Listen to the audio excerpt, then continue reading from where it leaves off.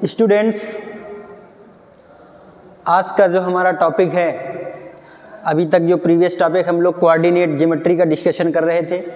आज की क्लास जो है हमारी है इक्वेशन ऑफ अ लाइन। किसी भी एक लाइन है अगर, तो उसका हम लोग इक्वेशन कैसे लिखेंगे, और अगर इक्वेशन लिखी है किसी भी लाइन की तो हम लोग उससे क्या क्या चीज़ें समझ सकते हैं। मैंने कुछ यहाँ पे पॉइंट लिखे हैं जिन पॉइंट का डिस्कशन हम लोग करने वाले हैं। पहला पॉइंट है लीनियर इक्वेशन, जो कि आप लोग अर्लियर क्लासेस से अभी तक समझ चुके होंगे कि एक्चुअल में लीनियर इक्वेशन का मीनिंग क्या होता है। फिर भी मैं हल्का सा रिकॉल करूँगा यहाँ पे। सोल्यूशन ऑफ इक्वेशन, किसी भी इक्वेशन का सोल्यूशन आपने फाइंड आउट किया है, बट उसका मीनिंग क्या होता है। What is the meaning of solution of equation. Inclination angle of a line, किसी भी लाइन का इंक्लिनेशन एंगल, झुकाव कोण क्या होता है, इंक्लिनेशन एंगल के विषय में हम लोग समझेंगे। और स्लोप, और यह स्लोप का ही दूसरा नाम है ग्रेडियंट ऑफ लाइन। किसी भी लाइन का जो ग्रेडियंट होता है, स्लोप होता है, झुकाव होता है, वो क्या होता है उसको हम लोग समझने वाले हैं। तो सबसे पहले हम लोग समझते हैं कि लीनियर इक्वेशन क्या है। तो टॉपिक का नाम है इक्वेशन ऑफ लाइन, जो चैप्टर नेम है वो है इक्वेशन ऑफ लाइन। तो अगर आपको ज़्यादा कुछ नहीं पता है तो मैं सिंपल बताऊं कि एक्चुअल में लाइन क्या होती है।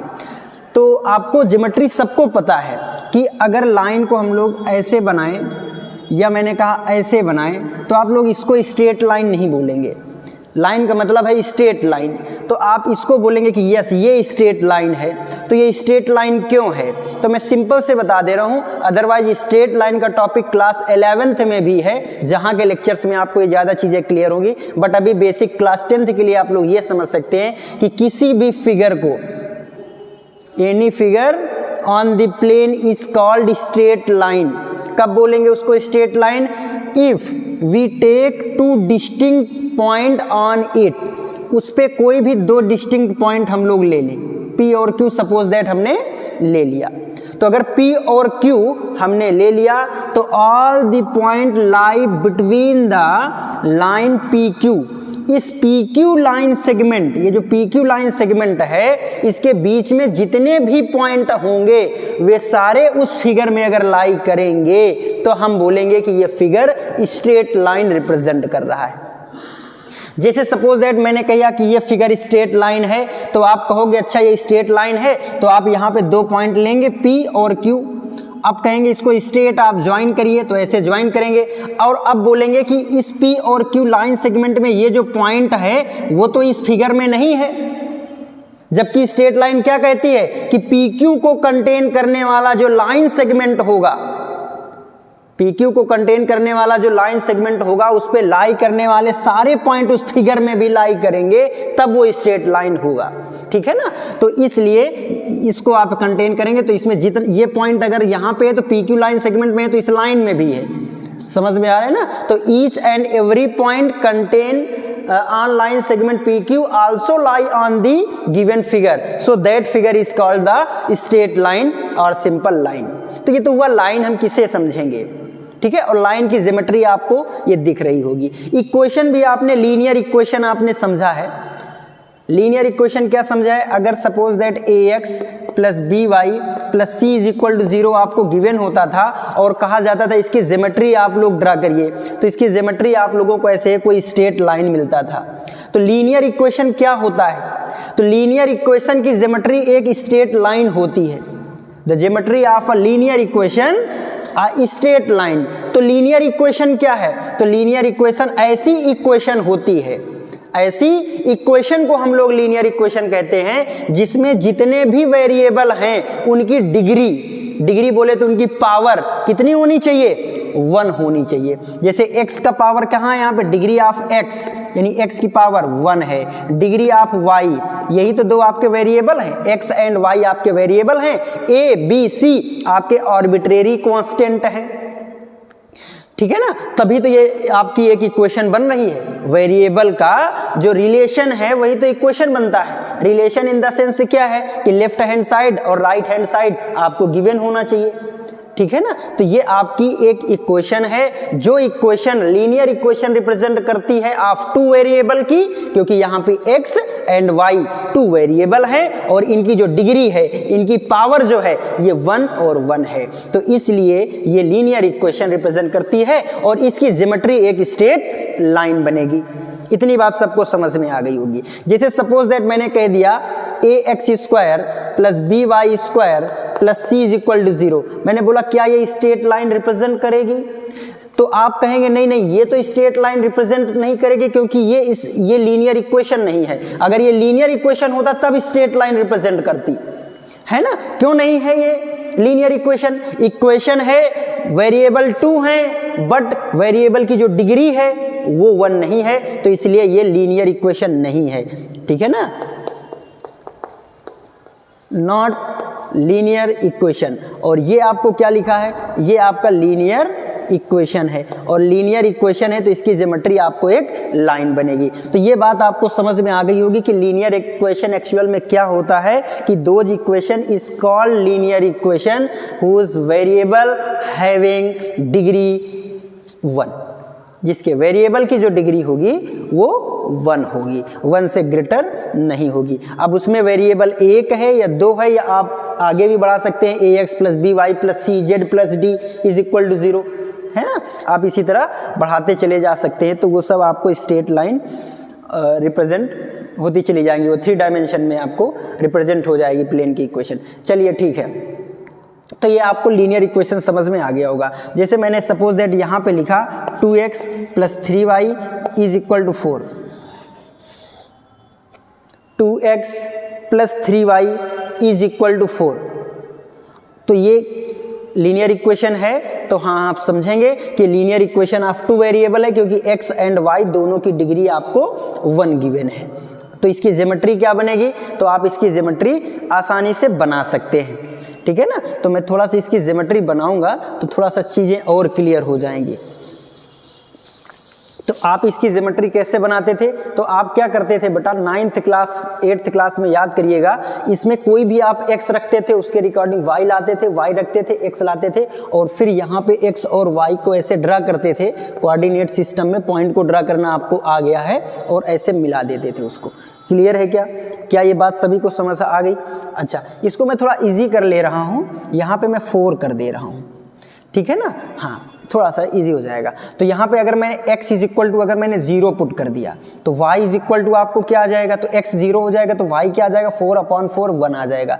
सपोज दैट मैंने y को इस बार 0 कर दिया तो y 0 हो जाएगा, तो x क्या आ जाएगा आपका? 2 आ जाएगा। तो 2 कोऑर्डिनेट मिल गए, बात समझना, 2 कोऑर्डिनेट मिल गए, 0 1 2 0, इन दोनों को कोऑर्डिनेट सिस्टम में लाई करिए जो आपको आता है। तो 0 और 1 कहाँ पे होगा? तो x पे 0, y पे 1, तो अगर ये आपका है 1 तो यही पॉइंट आपका हो जाएगा 0,1, बात समझिएगा।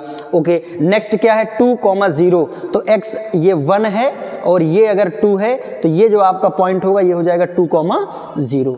अच्छा, तो ये आपका है 0,1। अब इन दोनों को जो ज्वाइन करने वाले स्केल रख के आप ऐसे ज्वाइन करेंगे तो ये आपको एक लाइन आएगी, और ये लाइन आपकी क्या है? एक स्ट्रेट लाइन है। ये आपकी जो लाइन है ये आपकी एक लीनियर है, स्ट्रेट लाइन, स्ट्रेट लाइन है। तो ये लीनियर इक्वेशन था, ये क्या था आपका? ये आपका लीनियर इक्वेशन था। तो लीनियर इक्वेशन की ज्योमेट्री क्या बन गई? आपको एक स्ट्रेट लाइन बन गई। अच्छा ठीक है, ज्योमेट्री बनाना आपको आ गया। नेक्स्ट मैंने जो पॉइंट लिखा है सोल्यूशन ऑफ इक्वेशन, इसको समझना। सोल्यूशन ऑफ इक्वेशन का मतलब क्या है? ये इक्वेशन लिखा है तो इसका सोल्यूशन क्या है? सोल्यूशन का मीनिंग होता है कि वेरिएबल की वो वैल्यू जो उसको सेटिस्फाई करे। सोल्यूशन क्या होता है यहां से समझिए, अभी और चीजें क्लियर होंगी। तो those value of variable are called solution. Those value of variable which satisfy the equation of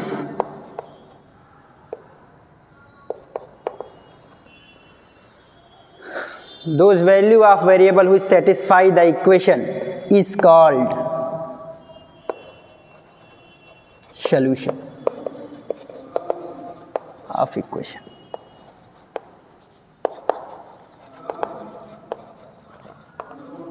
solution of that equation. कहने का मीनिंग है कि जैसे ये आपको 2x + 4y = 4 एक लीनियर इक्वेशन है, तो इसमें वेरिएबल कौन है, x और y। तो x और y की ऐसी वैल्यू जो उसको सेटिस्फाई करे। सेटिस्फाई करने का मीनिंग क्या है कि उसको रखने से लेफ्ट हैंड और राइट हैंड दोनों इक्वल हो जाए। जैसे यहाँ पे 0 और 1 लिखा हुआ है, 0 और 1 रखा हुआ है, तो आप 0 और 1 को यहाँ पे x के प्लेस पे आप 0 पुट करिए। जब 0 आप पुट करेंगे तो यहाँ से आप क्या देखेंगे, यहाँ पे जब x के प्लेस में 0 हो जाएगा तो 2 × 0, y के प्लेस में क्या है 1, तो 4 × 1, इसको कैलकुलेट करिए तो 2 0 0 हो जाएगा, 4 और 4 1 जा 4, ये आपको क्या आ गया 4। तो लेफ्ट हैंड साइड की वैल्यू क्या आ गई 4, राइट हैंड क्या दिया गया है 4, तो लेफ्ट बराबर राइट हो गया। तो इसका मतलब 0, 1 जो है, 0 and 1 is the solution of the given equation. ये 0 और 1 जो वेरिएबल की वैल्यू है, x की वैल्यू 0, y की वैल्यू 1, ये इसका सोल्यूशन होगा। आप इसको पुट करिए x = 2, y = 0, तो इसका सोल्यूशन होगा। इसी तरह आप x की कोई भी वैल्यू पुट करें, उसके रिस्पेक्ट में यहाँ से y की वैल्यू निकालें। x की वैल्यू मैंने 3 रखा, तो x = मैं यहाँ पे 3 रखूंगा तो y क्या आ जाएगा, बताइए y क्या आ जाएगा। तो जब मैं यहाँ पे 3 रखूंगा तो ये हो जाएगा 2 × 3। बात समझिए, मैं अपने आप से इसको खुद से कंसीडर कर लिया x = 3, तो ये हो जाएगा 2 × 3 + 4y = 4। तो यहाँ से y की वैल्यू 4y = 4 - 6, तो y = क्या आ जाएगा, यहाँ से y = आ जाएगा। देखिए यहाँ से जब सब्ट्रैक्ट होगा तो -4 होगा, तो y = -1 आ जाएगा, तो y = क्या आ गया -1, तो ये 1 आ गया। इसको रखेंगे तो ये सेटिस्फाई होगा। इसी तरह अपने आप से x की कितनी वैल्यू आप एज्यूम कर सकते हैं, तो इन्फिनाइटली मेनी। तो इसका मतलब इसमें कितने सोल्यूशन इसके पॉसिबल हैं इस लीनियर इक्वेशन के, तो इन्फिनाइटली मेनी सोल्यूशन पॉसिबल हैं। तो किसी भी लीनियर इक्वेशन के अगर एक लीनियर इक्वेशन है, अगर 1 लीनियर इक्वेशन है ना, तो आप लिख सकते हैं नोट करके कि any single linear equation having infinitely many solution, many solution. अगर वो सिंगल है, एक इक्वेशन है, तो उसके कितने सॉल्यूशन होंगे, इन्फिनाइटली मेनी सॉल्यूशन होंगे। सॉल्यूशन का मीनिंग आपको समझ में आ गया है कि वेरिएबल्स की ऐसे पेयर आपको निकालने हैं x और y के जो उसको सेटिस्फाई कर दे। चलिए, ये बात समझ में आ गया आपको कि सॉल्यूशन ऑफ इक्वेशन क्या होता है। यहाँ पे कुछ चीज और समझते हैं हम। सॉल्यूशन का मीनिंग क्या है कि ये जो पॉइंट आपको निकल के आ रहे हैं, क्लियर है ना, ज्योमेट्री में समझिएगा। देखिए 0 और 1, 2 और 0, यही तो, ये जो आपके ऐसे पॉइंट यहाँ पे बना दिए गए थे और लाइन ड्रा किया गया था, तो इसका मतलब 0 और 1 और 2 और 0 ये इस लाइन के ऊपर लाई करेंगे ना, इस लाइन के ऊपर लाई करेंगे ना। इसका मतलब जितने भी किसी भी लीनियर इक्वेशन के जितने सॉल्यूशन पॉसिबल होंगे, वे सारे सॉल्यूशन उस स्ट्रेट लाइन जो लीनियर इक्वेशन से बनी होगी उसके ऊपर लाई करेंगे। 0 1 2 0, और ये आपका जो 3 और -1 आया है ना, 3 और -1 भी कहीं पे लाई करेगा। देखिए अगर x में ये 3 है तो ये y में ये पॉइंट आपको हो जाएगा 3 -1, ये y पे आपको नीचे -1 पे कट कर रहा होगा। कहीं पर भी अगर आप पॉइंट रख देंगे, सपोज दैट आप यहाँ पे रख देंगे एक पॉइंट, तो ये x पे जाएंगे, ऐसे y पे जाएंगे, तो कोई ना कोई यहाँ पे कोऑर्डिनेट आ जाएगा। तो ये जो कोई भी point, any point lie on the, any point lies on the line become the solution of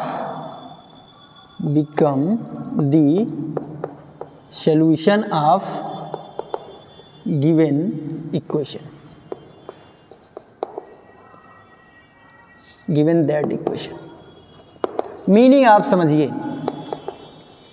कहने का मीनिंग क्या है कि any point lies on the line become the solution of the given that line, कि अगर इस line के ऊपर आप कोई भी पॉइंट लेंगे तो ये सारे पॉइंट सॉल्यूशन होंगे किसका, जो भी इक्वेशन गिवन होगी उसी स्ट्रेट लाइन की, ठीक है ना। हाँ, तो अगर कोई भी पॉइंट किसी भी लाइन के ऊपर लाई कर रहा है तो वो पॉइंट सॉल्यूशन होगा, और सॉल्यूशन होगा तो उसकी इक्वेशन को सेटिस्फाई करेगा। बस इतना समझ लेना है आपको कि any point lie on the line become the solution of the given that equation of line.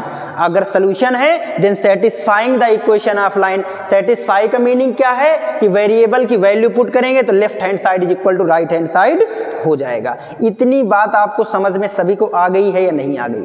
अगर इतनी आ गई तो इससे रिलेटेड मैं आपको एक एग्जाम्पल करा रहा हूं, उसके बाद हम लोग इंक्लिनेशन और स्लोप को समझते हैं।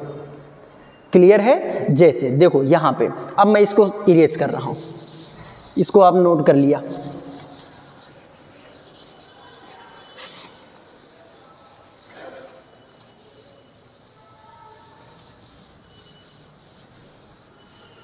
जैसे देखो मैंने यहाँ पे एक एग्जाम्पल बताया इसी से रिलेटेड। मैंने एग्जाम्पल कहा कि फाइंड द वैल्यू ऑफ के, फाइंड द वैल्यू ऑफ के if 2,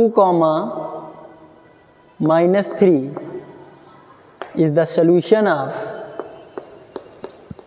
equation 2x - 3y plus k is equal to 0। बहुत ही सिंपल मैंने लिखा है। मैंने क्या लिखा है? मैंने यहाँ पे कहा बेटा कि फाइंड द वैल्यू ऑफ के की वैल्यू बता दीजिए। के की वैल्यू क्या होगी, कब बताना है? If 2 - 3 is the solution of the equation. इस इक्वेशन का सोल्यूशन है 2 - 3, तो 2 - 3 अगर सोल्यूशन है तो ये इसको सेटिस्फाई करेगा, इसके इक्वेशन को, है ना। तो if 2 - 3 is the solution then satisfy the given equation. तो वो गिवन इक्वेशन को क्या करेगा? सेटिस्फाई करेगा। सेटिस्फाई करने का मीनिंग क्या है कि x के प्लेस में x, y के प्लेस में y आ जाएगा। ये आपको x है और ये आपको y है, यानी abscissa and ordinate, x coordinate y coordinate. तो आप पुट करिए यहाँ से, तो ये हो जाएगा 2, x के प्लेस में क्या आ जाएगा 2 - 3, y के प्लेस में क्या आ जाएगा -3 plus k is equal to 0। आप सिंपली कैलकुलेट करेंगे तो आपको k निकल के आएगा 2 2 ज़ा 4, 3 3 ज़ा 9, दोनों पॉजिटिव हैं। 9 4 13, उधर जाएंगे तो k इज इक्वल टू -13 आएगा। कहने का मतलब है कि अगर k आपका -13 होगा तो k इज इक्वल टू -13 यहाँ पे पुट कर दीजिए, तो जो भी लाइन आपको आएगी वो 2, -3 से पास होकर के जाएगी। ऐसे जो लिखा है, अगर सपोज दैट आप -13 नहीं 12 रख दीजिए तो 12 से लाइन पास तो होगी, लेकिन ये जरूरी नहीं कि 2 और -3 से पास हो, वो नहीं पास होगी 2 और -3 से। 2 और -3 से लाइन को पास होने के लिए k की वैल्यू -13 ही पुट करना पड़ेगा, तभी तो वो सोल्यूशन बनेगा उसका। ये बात आपको समझ में आ गई होगी। चलिए यहीं पे कुछ चीजें और हैं जिनका मैं डिस्कशन और भी कर दूं। यहीं पे देखिए, एक लाइन होती है, अगर मैंने क्या कहा था स्टार्टिंग में कि अगर ax + by + c is equal to 0 एक ओनली वन लाइन है तो इसके कितने सोल्यूशन पॉसिबल हैं? इन्फिनाइटली मेनी सोल्यूशन पॉसिबल हैं। अगर मैंने यहाँ पर 2x + 3y is equal to 5 लिखा है तो आप x को चेंज करते रहिए, आप x को चेंज करते रहिए, x को 1 रखिए, x को 2 रखिए, तो x आप कुछ भी रखते रहेंगे तो उसके अकॉर्डिंग आपको y मिलता रहेगा।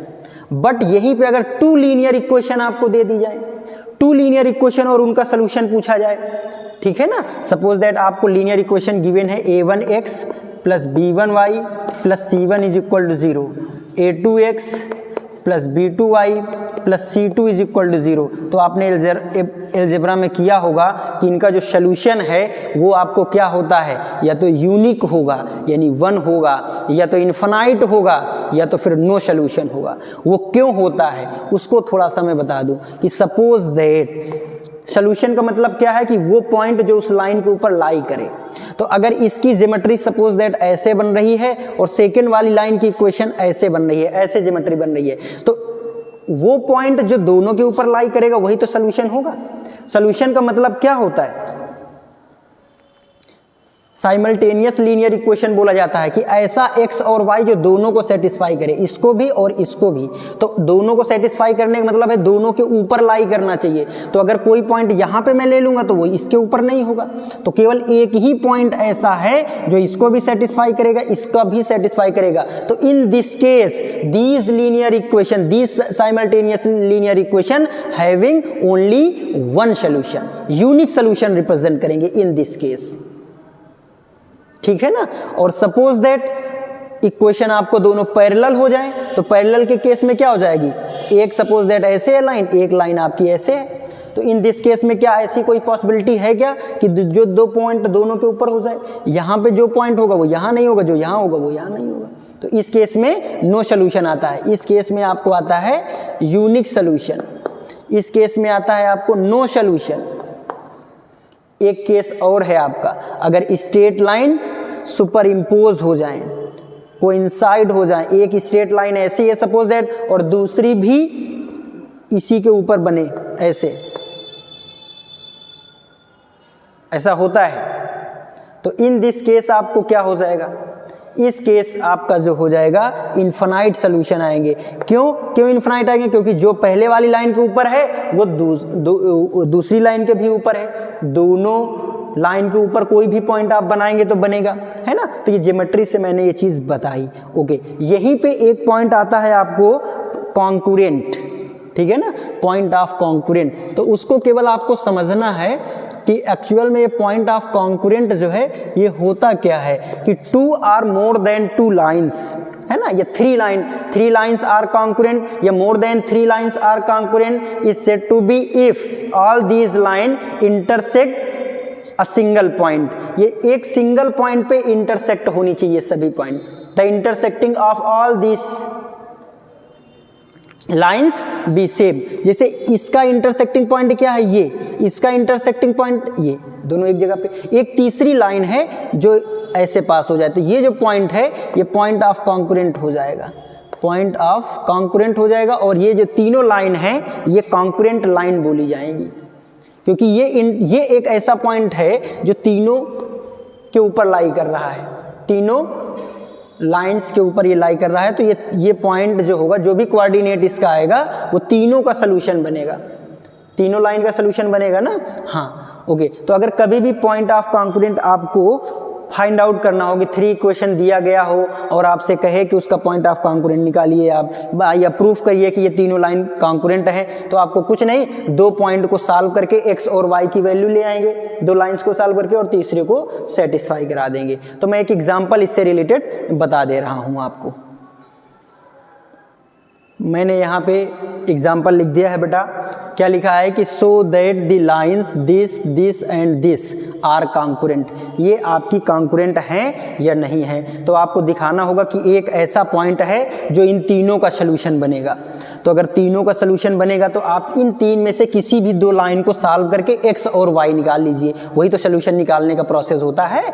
हाँ, तो किसी भी 2 को आप सॉल्व कर लिए जो इजीली सॉल्व हो जाए। तो देखिए आपको लग रहा होगा कि यहाँ पे x और यहाँ पे x है, तो इन दोनों को हम लोग सॉल्व कर सकते हैं। तो देखिए x minus 3y is equal to 6 और वो है आपका x plus 5y plus 2 is equal to 0। तो इस 6 को भी हम इधर ले आएंगे तो -6 हो जाएगा ऐसे, ठीक है। अब हम क्या करते हैं, सब्ट्रैक्ट करते हैं, इसको से इसमें सब्ट्रैक्ट कर देंगे। तो जब सब्ट्रैक्ट कर देंगे तो x से x आपका कैंसिल हो जाएगा। तो जब x से x कैंसिल हो जाएगा तो यहाँ पे क्या हो जाएगा, ये आपका 5y हो जाएगा और ये आपका प्लस का 3y हो जाएगा। मैं सब्ट्रैक्ट कर रहा हूँ, ठीक है, इस इक्वेशन को इसमें सब्ट्रैक्ट कर रहा हूँ, इतना समझ आ रहा होगा। तो 5y और ये प्लस 3y हो जाएगा और ये आपको कितना है, प्लस का 2 है और ये इधर सब्ट्रैक्ट हो जाएगा तो प्लस का 6 is equal to 0। x cancel हो गए तो 5 3 8y और प्लस 8 इज इक्वल टू 0। तो y इज इक्वल टू आपको कितना आ गया, -1। इस y इज इक्वल टू -1 को किसी एक में पुट कर दीजिए आप। सपोज दैट मैं इसमें पुट कर रहा हूँ, इस वाली इक्वेशन में y इज इक्वल टू -1 में पुट कर रहा हूँ। ओके, तो जब y इज इक्वल टू -1 मैंने यहाँ पे पुट किया है इस लाइन में, तो हो जाएगा x माइनस 3, y की वैल्यू है -1। 1 minus 6 is equal to 0। Calculate करिए तो यहाँ से आ जाएगा प्लस का 3, सब्ट्रैक्ट होगा माइनस का 3, उधर जाएगा 3, तो x क्या आ जाएगा आपको 3 आ जाएगा। तो y is equal to -1, x is equal to 3।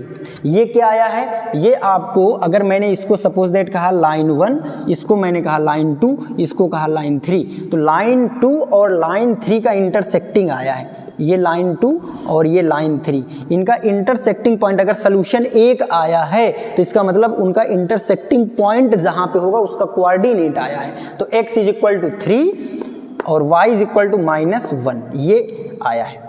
अगर थर्ड लाइन यानी लाइन 1 भी इसी पॉइंट से पास होगी तब तो आप बोलेंगे ना कि कॉन्करेंट है तीनों लाइन। तो अगर लाइन 1 भी यहीं से पास होगी तो ये 3 - 1 तो उसके ऊपर भी होना चाहिए ना, है ना। तो if L1, L2 and L3 are concurrent, then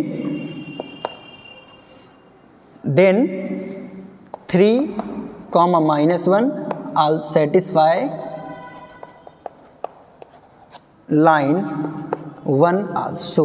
line 1 को वो सेटिस्फाई करेगा। तो लाइन 1 को सेटिस्फाई का मतलब क्या है कि x के प्लेस में 3, y के प्लेस में -1 पुट करिए और देखिए लेफ्ट बराबर राइट हो रहा है कि नहीं। तो लाइन 1 आपका ये है ना। तो x के प्लेस में क्या पुट करना है आपको, x के प्लेस में 3, तो ये है लाइन 1, ये है ये, तो x के प्लेस में 3, तो 2 टाइम्स 3 प्लस 5, y के प्लेस में क्या है -1, ठीक है, यही तो है लेफ्ट हैंड साइड। ओके, तो इसको कैलकुलेट करिए तो 3 × 2 = 6, ये क्या आ जाएगा -5, कैलकुलेट करिए क्या आ जाएगा 1, और 1 ही तो आपका राइट हैंड साइड में है। तो इसका मतलब ये जो पॉइंट आपका है intersecting point of line L2 and L3 also lie on L1, है ना। इंटरसेक्टिंग पॉइंट ऑफ, यहाँ से लिख सकते हैं intersecting point of line L2 and line L3 also lies on line L1, that is all these 3 lines are concurrent। ये आपकी जो तीनों लाइंस हैं ये कॉन्करेंट हैं। तो ये सॉल्यूशन का मीनिंग होता है कि सॉल्यूशन का मतलब है कि उसके ऊपर वो लाई करेगा। तो उम्मीद है ये समझ में आया होगा। देखिए लेक्चर हमारा हो जाएगा लेंदी, इसलिए इंक्लिनेशन एंगल और स्लोप ऑफ ये केस है 2, इसको मैं नेक्स्ट क्लास में बताऊंगा। तो आपको इससे रिलेटेड बहुत ही क्वेश्चन बनते हैं सॉल्यूशन से रिलेटेड। ये एकदम बेसिक क्लास है आज की, बिल्कुल ही बेसिक है, जो आपको 0 से हीरो तक ले जाएगी, है ना। तो आप अगर 0 भी हैं तो कोई बात नहीं, हीरो बन जाएंगे, बस इतना गैप आपको तय करना पड़ेगा, मेहनत करनी पड़ेगी। ओके बेटा, आज की क्लास यहीं तक हमारी। Thanks to all.